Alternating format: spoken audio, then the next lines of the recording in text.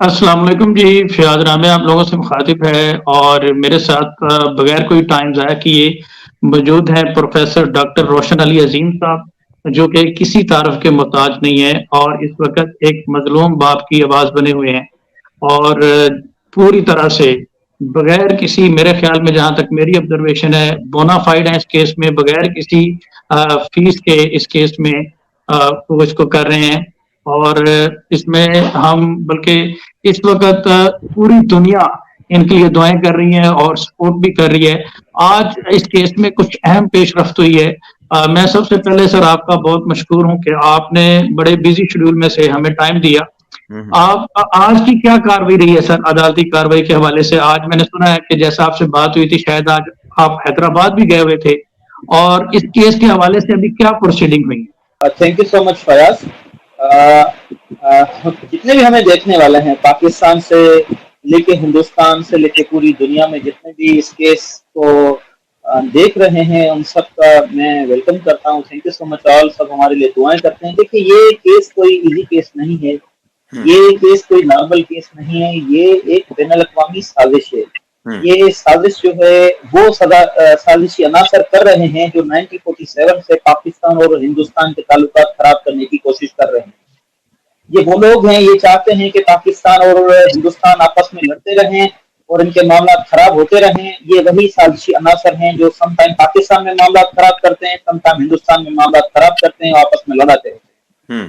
ये जो सीमा हैदर है इस मामले में सिर्फ ये सीमा हैदर यहाँ से पाकिस्तान से हिंदुस्तान नहीं गई है, उसके मुहर्रकात काफ़ी पाकिस्तान में मौजूद हैं। सबसे जो ज़्यादा साज़िशी अनासर हैं वो सीमा हैदर के फैमिली मेंबर्स हैं।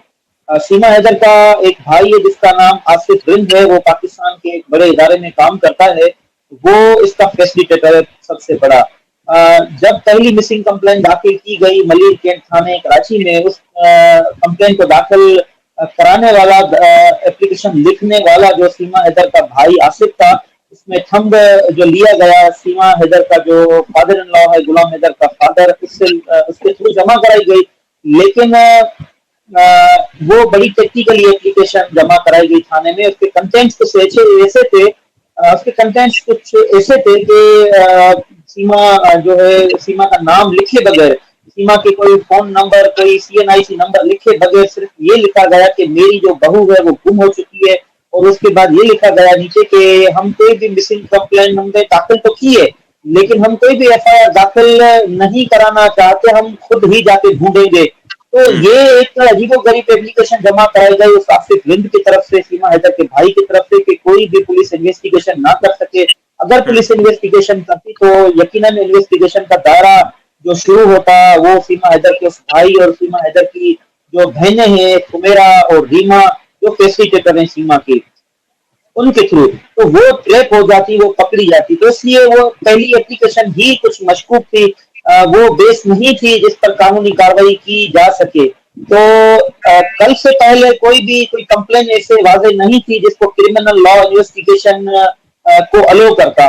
तो सबसे पहले तो हमने एक जामे वाज़ेह एप्लीकेशन जमा कराई, ये सारी डिटेल उसमें हमने मुहैया की है पाकिस्तान की लॉ एनफोर्समेंट एजेंसीज को कि ये मामला हुआ है, ये वाकया हुआ है। कल से मुतहरिक हो गए हैं पाकिस्तान के वो कानूनी इदारे इन्वेस्टिगेशन के लिए। तो कल ही हमें एक शॉकिंग ये बात पता चली है कि सीमा का भाई वो भी मुलविस है, सीमा की बहन हुमैरा इस मामले में मुलविस है, सीमा की एक और बहन है रीमा ये मुलविस है। क्योंकि पहला ट्रिप जो सीमा ने नेपाल का किया था वो कई हफ्तों का या कई दिनों का था, उसमें सीमा अकेली गई थी। तो सीमा के 4 बच्चे किसके पास थे? गुलाम हैदर तो यहाँ था नहीं, गुलाम हैदर का वालिद जो जैकबाबाद में रहता है, तो बच्चे किसके पास थे?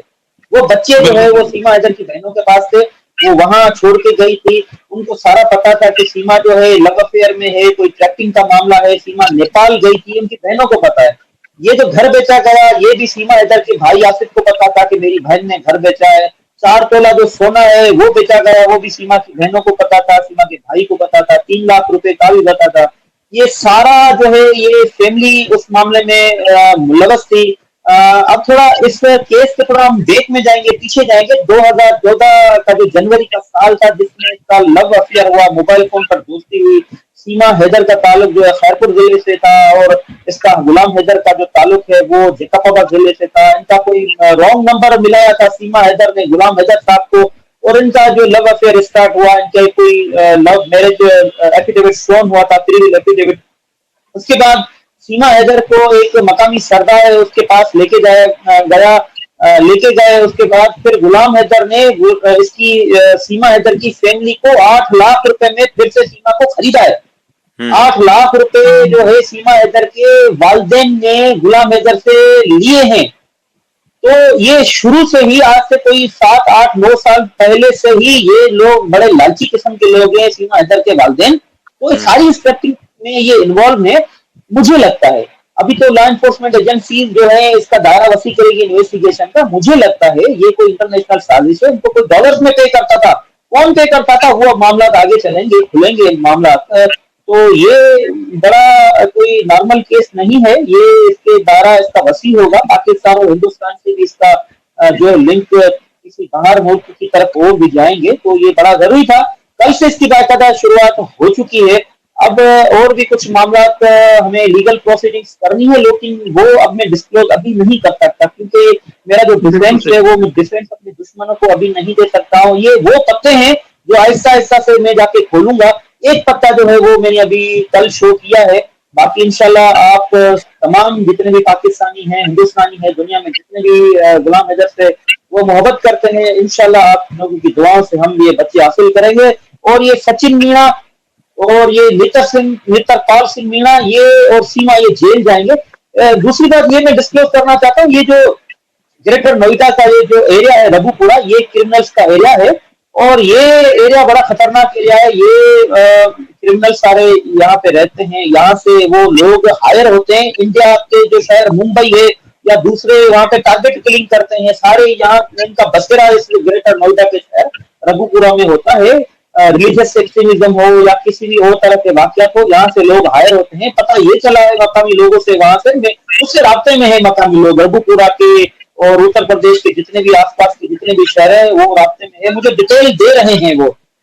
और वहां से वहां पर जो लड़कियां जो है ना सेल आउट होती हैं, बच्चियां सेल आउट होती हैं, वहां पे पैसे देके रेप कराए जाते हैं लड़कियों के। तो ये बड़ा खतरनाक एरिया है। इसमें ये 4 बच्चे मासूम हैं, ये बड़े होने वाले हैं और इनको ऐसे नहीं छोड़ा जा सकता। इंशाल्लाह हमारे पास बच्चे होंगे। मेरा सर आपसे एक सवाल है, बहुत सारे लोग ये करते हैं कि बच्चे अब भारत चले गए तो भारत का कानून अप्लाई होगा, तो गुलाम हैदर किस तरह से बच्चों की कस्टडी लेगा? ये जनरल एक मासूम से लोगों के लिए सवाल है, तो इस हवाले से आपका क्या प्लान है सर? जी देखिए, सबसे पहले तो ये लोग काफी सवाल मुझसे भी करते हैं कि गुलाम हैदर साहब चुप करके बैठा है, कुछ नहीं हो रहा। देखिए, प्रोसीजर है हमारे मुल्क का, हमारे पास आइन है, कॉन्स्टिट्यूशन है, हमारे पास डोमेस्टिक लॉ है। सबसे पहले हमें आइन पाकिस्तान और डोमेस्टिक लॉज को अप्लाई करना है। हमारे पास कुछ इदारे हैं, हमें उन इदारों को हमें पहले अप्रोच करना है। हमें जो हमारा जो लीगल डोमेस्टिक लॉज है हमें उनको फॉलो करना है।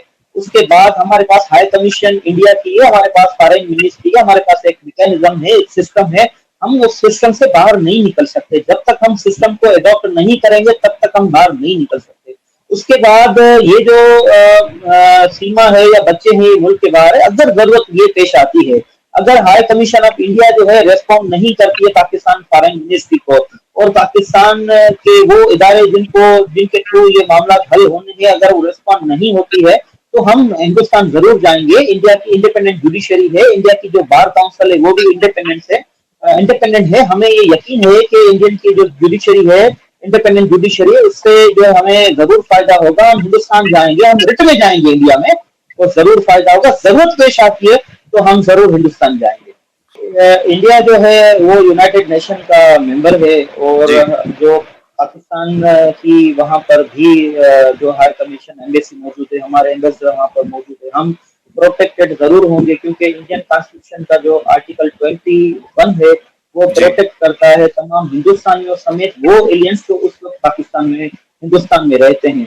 तो इंडियन कॉन्स्टिट्यूशन का आर्टिकल 21 हमें प्रोटेक्ट करेगा अगर वहाँ हम होंगे।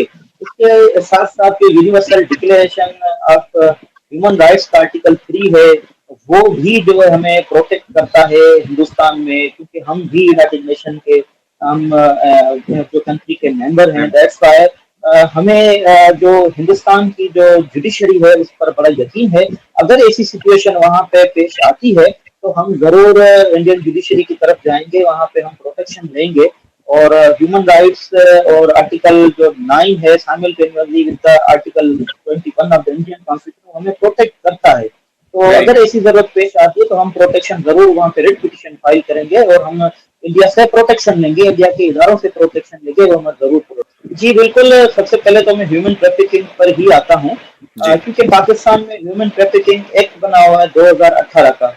ये उसमें फॉल जरूर करता है, क्योंकि ह्यूमन ट्रैफिकिंग के वर्ल्ड वाइड 3 इंग्रेडिएंट्स हैं। बच्चे जो है ट्रैफिक हो जाएं, या तो सेक्स पर्पस के लिए, या वो जो फोर्स लेबर के वजह से, या कुछ ऐसा हरकत के लिए जहाँ से वो उसकी जिंदगी जो है खतरे में हो, या कोई ऐसा मामला। तो जो थर्ड इंग्रेडिएंट है वो जरूर इसमें फॉल होता है, क्योंकि बच्चों की जिंदगी वहां पर खतरे में है, क्रिमिनल्स का एरिया है, उसका मजहब तब्दील किया गया और उनको एजुकेशन वहां पर नहीं है, स्कूल नहीं भेजा जा रहा।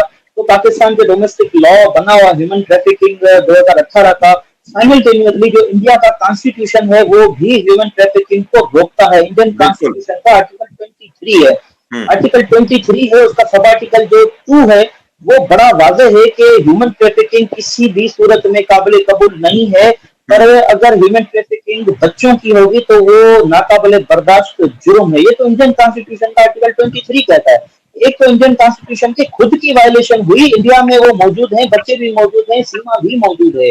एक तो ये है कि इंडिया के आइन की भी वहां पर मुखालफत हुई, वायलेशन हुई, वहां पर भी लोग मौजूद है। बाकी बच्चों की हवालगी का मामला ये है कि हमें जो प्राइवेट इंटरनेशनल लॉ है उसका जो रूल ऑफ रेनवॉय वो हमें अलो करता है कि हम पाकिस्तानी हैं, बच्चे पाकिस्तानी हैं, बच्चे अब तक मौजूद इंडिया में हैं, उन पर अकॉर्डिंग टू रूल ऑफ रेनवॉय हमारा कानून जो है वो उन पर अप्लाई होगा इंडिया में ही। भले इंडिया में मौजूद हो लेकिन वहां पे लोग पाकिस्तानी हैं, हम पाकिस्तानी हैं, तो इस रूल के मुताबिक, प्राइवेट इंटरनेशनल लॉ के रूल के मुताबिक, रूल ऑफ रेनवॉय के मुताबिक हमारा ही कानून अप्लाई होगा।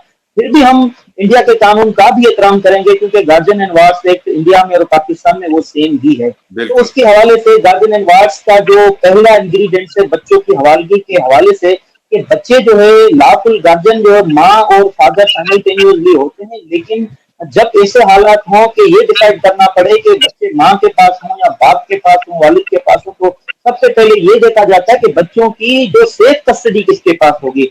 तो इस मामले में सेफ कस्टडी डेफिनेटली जो है सीमा हैदर के पास नहीं होगी, क्योंकि वो क्रिमिनल है, उसने क्राइम किया है, पाकिस्तान का, इंडिया का, नेपाल का भी कानून तोड़ा है। तो वो किसी वक्त भी हो सकता है ये इंडिया से कहीं किसी और मुल्क बॉर्डर पर चली जाए, किसी और बच्चों के साथ लेके कहीं और बॉर्डर क्रॉस कर ले और वहां पे कोई बॉर्डर फोर्सेस की अल्लाह न करे कोई उनकी गोलियों का वो नुकसान उठाना पड़े बच्चों को। तो इसलिए बच्चों की जिंदगी गैर महफूज है सीमा के पास, सीमा का कोई भरोसा नहीं है। तो जरूर उसकी कस्टडी जो है इंडिया के लॉ के मुताबिक, पाकिस्तान के लॉ के मुताबिक वो गुलाम हैदर को मिलनी चाहिए। इसमें एक और भी religious point of view involve है, क्योंकि पाकिस्तान के शरई जो कानून है या शरई जो लॉ है उसके मुताबिक ये होता है कि बच्चों की कस्टडी माँ के पास होती है, लेकिन जो हिंदू लॉ होता है, हिंदू रिलीजियस जो लॉ है उसके मुताबिक बच्चों की कस्टडी हमेशा माँ के पास होती है। लेकिन अगर वालिदा उसकी कोई शादी दूसरी कर लेती है तो बच्चों की कस्टडी जो है अल्टीमेटली ये वालिद के पास चली जाती है। अब सीमा तो मुसलमान है, गुलाम हैदर मुसलमान है, लेकिन अब सीमा के मुताबिक वो हिंदू बन चुकी है और बच्चे जो है अब हिंदू लॉ के मुताबिक ही जो है वो गुलाम हैदर को मिलने चाहिए। सीमा का अब हिंदू लॉज के मुताबिक कोई हक नहीं है बच्चों पर।